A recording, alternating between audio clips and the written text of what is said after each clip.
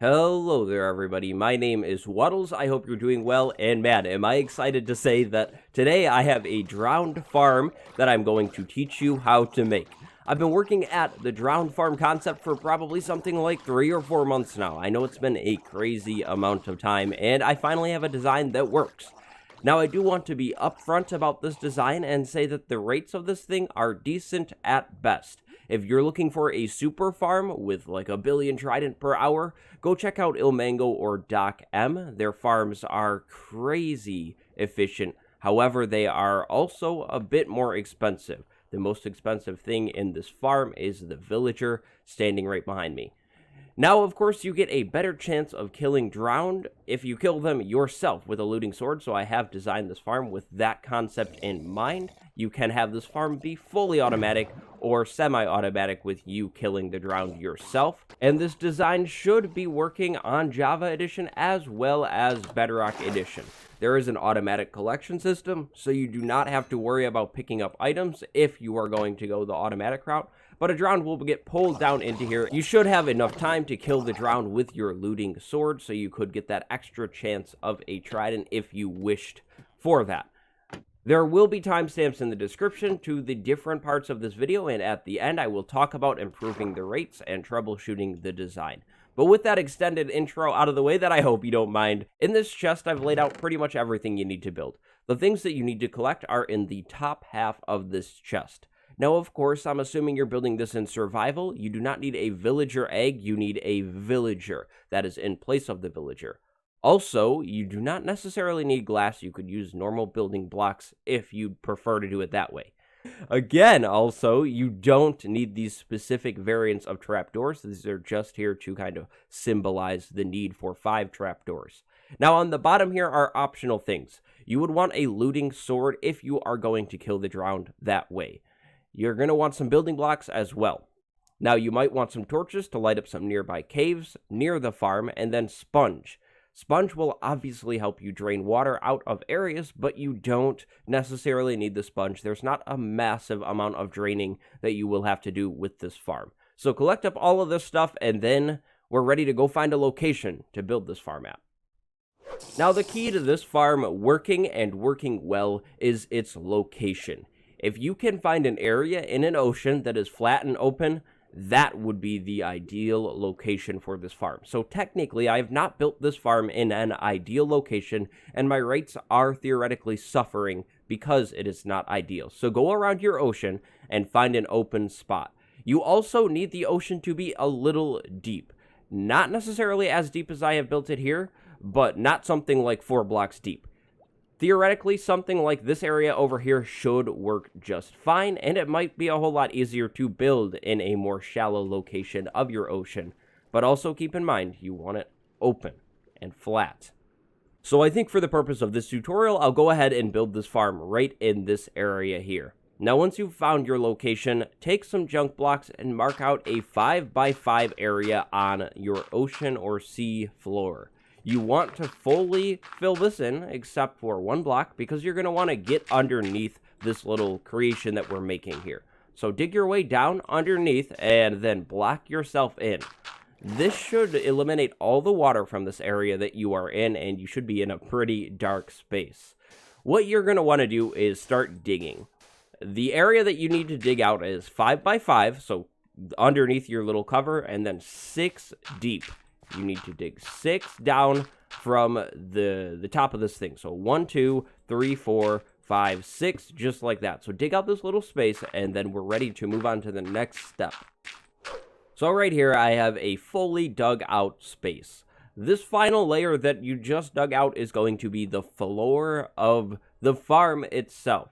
So to begin setting that up, you're going to want to take some building blocks. Any blocks that you would like, could be cobblestone, whatever, and make this little ring in the middle. It should be 3x3 with nothing in the center. Then take your magma blocks and place them all the way around the perimeter of this area. Now, if you don't want to put the magma blocks in yet because you're in survival or you're just a little clumsy and you don't want to worry about stepping on them, you don't have to do that. You could put in some temporary blocks for now and put this in at the end. But once you've done the magma blocks, or if you haven't done the magma blocks, take your trapdoor, or one of them, and place right down in the middle there, so you would be standing on it. Then take your other 4 trapdoors and place them around that center block, just like I've done there. Then finally, take your turtle eggs and place them in each corner. The turtle egg is preventing water from spreading in on you when you are standing in this area, and thus, taking your oxygen away, which would be really annoying. Theoretically, you could be using a solid block here. However, you can't hit this whole corner area, so if you're going to use a solid block, you have to take into account that you will miss this whole side here. You could be using a fence gate or something like that, which is cheaper. However, you cannot hit this area as easily by any means. So after setting up this little trap here, you're going to want to open up this trapdoor and start digging downwards. This is going to be your access and collection room. When you are digging this room downwards, you're going to want to probably throw in a ladder so you can get back into the room. The dimensions of this room don't really matter, as long as the room is still at least 5 by 5. You need to be able to see the magma blocks on the ceiling of this room all the way around, because that is how we're going to run our collection system. So dig out this room now and make sure you can see the magma blocks. It doesn't need to be as deep as I've dug it here. You could go really theoretically too deep, I think. But I like to do a little bit bigger of room. So dig out your room and then we're ready for the next step. So like I just mentioned, we're setting up the rail collection system to automate the pickup of the drops from the drowned here. To do so, you're going to want to go around the perimeter of your lower room here and place some blocks that will have the rails on top of them. Go completely around the room just like I've done here, 1 block below the magma blocks. Then take a chest, it could be a trap chest or a normal chest. I'm going to grab a normal chest and place it facing your ladder just like I've done here. Then break out the block behind the chest and get below that block. Place a hopper going into the chest. That is where your loot will go. Theoretically, you could have the chest popping outwards if you're going for a more open feel. Next up, you need your rails. Place your rails all the way around this farm, except for in the middle block that I'm skipping here and the middle block that I will be skipping right across from it, just like that. That is because we're going to place powered rails on those middle blocks to power this minecart. Now, you need to power those rails in some way, so you could use a redstone torch, or you could use a lever, or you could use something else, whatever you want to do. But that's it. That's the whole little rail system. So now we need a minecart with a hopper in it. However, I am not going to place that in right now because they're noisy. So just have your minecart ready, and when we're ready to get this farm actually going, we'll get the minecart on its course. But that is the bottom area of your farm. Now, you're going to want an access route to this room because we won't be coming back in through the top anymore. So dig a ways away from the farm and then dig up to the ocean floor, or however you want to do it, but you need a way out of this room. So you can set up that way out of your farm right now, or you could do it after this step, whatever you want to do. Now you're going to need your glass, or in the case that you aren't using your glass, you're going to need your building blocks. We're going to fully encase this area so we are nice and safe. I advise you to use the trapdoors to jump up so you can place the glass all the way around this thing easier, and be very careful about stepping on the turtle eggs. You can break turtle eggs, so do not walk all over them. Now you're going to want to build this little glass box all the way up to the ceiling, so it's going to be 4 high right here, and then go all the way around this thing as well. Of course, like I said, this doesn't need to be glass. You could just use solid building blocks, whatever you want to do, because the drowned aren't detecting you at all, and they can't even detect you through a glass block. So fully enclose this area, and then do not forget the top block. Now, a trick that I like to do is throwing some lighting in here. So we'll take a sea lantern and throw it in here, just because why not? But you don't need to necessarily even do that. It's all up to you, and if you want light down in this farm, because it's probably pretty dark in here. However, once you have set all of that up, work your way back out of your farm and onto that dirt square on the ocean floor. It's now time to begin work on the top portion of this farm and the thing that makes it work, the villager holding area and the villager itself. So once you've come back up to the surface and you're looking at your 5x5 little box, dig out the center 3x3 area. You should have a solid platform right here below the dirt, and if you do not, make sure you do.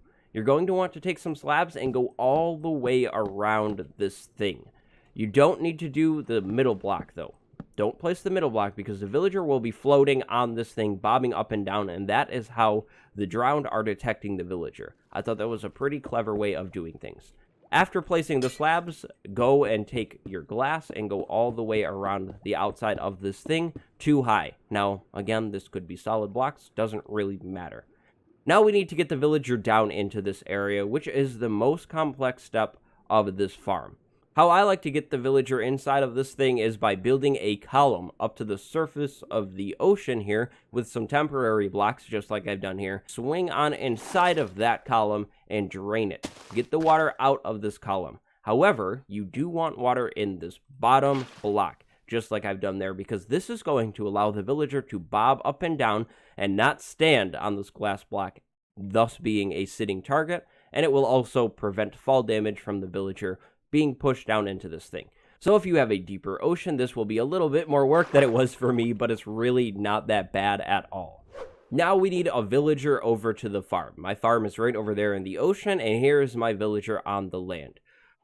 You need to get your villager in a boat, and you can do so by doing simply what I just did. I placed a boat down next to a villager, again on the land. Then hop in that boat and work your way over to the ocean. This is the easiest way to do this, but if you know a different way of doing this, go ahead and do that. However you want to do it, you need to get the villager over to this thing. So I like to land my boat right up against this farm here, and then we need to break the boat. When you break the boat, I said the boat, the villager should jump up onto the land nearby. If he's in the water, you should be able to nudge the villager over to the land. Once you have done so, you need to carefully push the villager down into this hole, just like I'm doing here. If you have water in the bottom, the villager shouldn't take any damage at all, and it'll all be fine. This next step might be a little hard, but you need to be fast about this. You need to replace the block above the villager's head with a solid block, because we're going to get rid of this little tower here. So I like to do lighting. You don't have to do lighting, but get a block in there, and then we can get rid of all of these blocks going up to the surface because we don't need this anymore. After placing a block above the villager's head, finish off this thing by going all the way around it with some slabs to make it look nice, or don't. It's up to you. Now, finally, the final step, and possibly the most tedious step, is getting this farm fully working. So go ahead and dig out the remaining dirt or temporary blocks that you placed on the surface and allow water to spill down into your farm. However, you will notice that the magma blocks have not activated, and you might be wondering why. That is because you need water source blocks all the way up above the magma blocks. So to do this, I recommend digging down on one of the sides of your farm, just like I'm doing here, and then carefully crouching and getting water sources in all over these magma blocks. Now be really careful, of course, because you don't want to die when you're doing this.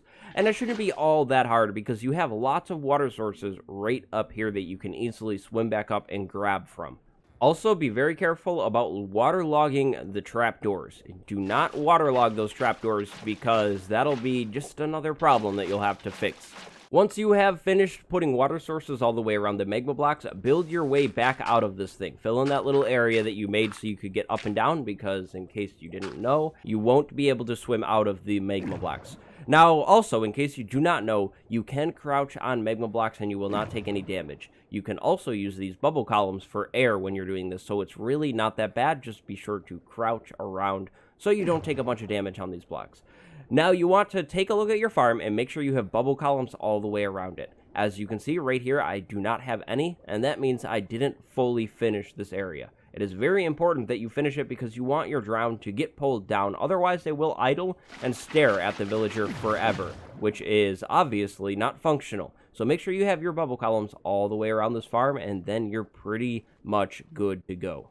So finally, in case you haven't done so yet, you need to start your minecart on its course. An easy way to do this is by jumping up to the corner of your little rail system, placing the minecart and nudging it, and it will begin to roll in its little square forever. Now, if you go away from this farm, so meaning you unload the chunk and then you come back, the minecart may be stopped, so you will need to restart it again. If you're going for full automation, theoretically, you could place a bunch of minecarts below each block, so one below each block, and then do hoppers all linking into one chest. However, I'm assuming that you don't mind to start up this whole little circle again. If you also want full automation, I advise that you take this whole little setup here with the turtle eggs and the trapdoors and remove it. Put solid blocks in here instead, because that will allow for items to not get thrown onto these trapdoors where you would be standing and picking up, items that were kind of thrown too far. Now, if you did accidentally waterlog a trapdoor, just break the trapdoor, place a solid block, and place the trapdoor back again, and you should be fine.